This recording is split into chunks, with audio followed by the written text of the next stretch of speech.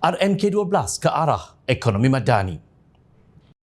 Kajian Separuh Penggal Rancangan Malaysia ke-12 RMK12 yang dibentangkan di Dewan Rakyat semalam mengubah suai pelaksanaan pelan ekonomi untuk disesuaikan dengan ekonomi madani yang lebih membela kebajikan rakyat. Jom Janet ingin berkongsi beberapa ciri baharu yang dimasukkan untuk dilaksanakan menuju Penggal Penuh 2025. Kajian Separuh Penggal KSP RMK12 bukan kajian separuh penggal biasa tetapi melibatkan anjakan baharu agenda pembangunan negara kerajaan perpaduan selaras dengan kerangka ekonomi madani memperkasa rakyat yang disokong Pelan Hala 7 Peralihan Tenaga Negara NETR dan Pelan Induk Perindustrian Baharu 2030 NIMP 2030.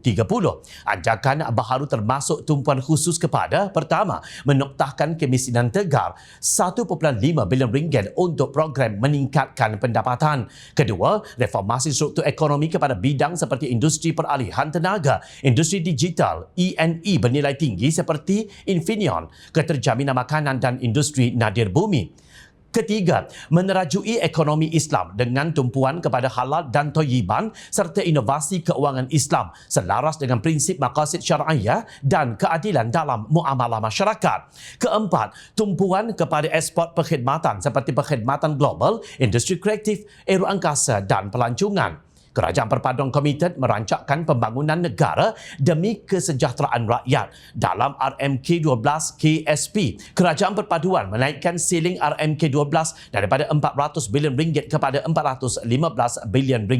Perbelanjaan pembangunan pada awal RMK12 rendah dengan perbelanjaan hanya RM64.3 bilion tahun 2021 dan RM71.6 bilion tahun 2022. Kerajaan Perpaduan komited untuk membelanjakan sekurang-kurangnya RM90 bilion setahun bagi tahun 2023, 2024 dan 2025. Keutamaan perbelanjaan Kerajaan Perpaduan adalah kepada infrastruktur asas untuk rakyat termasuk pertama, kesihatan di mana sebanyak 1,200 klinik daif di seluruh negara akan dinaik taraf antara tahun 2023 dan 2025 serta menyegerakan projek naik taraf fasa pertama di Hospital Sultanah Aminah II, Johor dengan kos RM500 juta menangani kesesakan.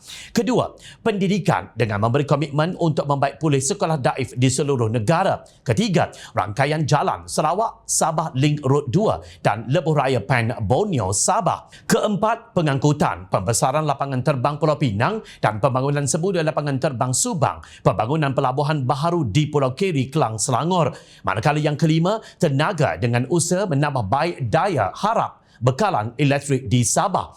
Keenam pula, bekalan air dengan menangani masalah bekalan air terutama di Kelantan dan di Sabah. Seterusnya, yang ketujuh, keterjaminan makanan dengan memberi tumpuan kepada infrastruktur kawasan sawah di Mada, Kedah yang berjumlah RM3 bilion.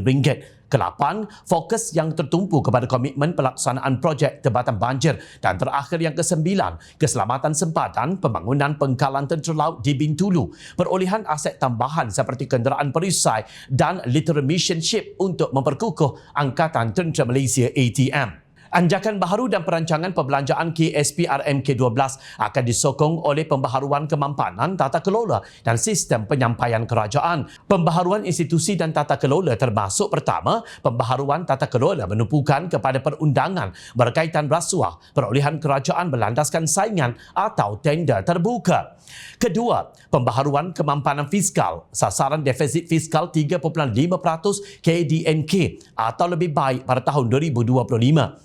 Manakala yang ketiga, inovasi sistem penyampaian awam supaya menyegerakan pelaksanaan projek pembangunan menambah baik keberkesanan penyampaian perkhidmatan kepada rakyat. Keempat pula, pendigitalan perkhidmatan yang didukung oleh Identiti Digital Nasional IDN dan Kerajaan Berteknologi Termaju atau GovTech. Tahniah Perdana Menteri Datuk Seri Anwar Ibrahim dan pasukan yang kini giat menyelamatkan dan membawa rakyat Malaysia ke satu tahap yang lebih baik. Rancangan Malaysia ke-12 ke arah ekonomi madani. Semoga semuanya akan terlaksana dengan baik. Selamat maju jaya.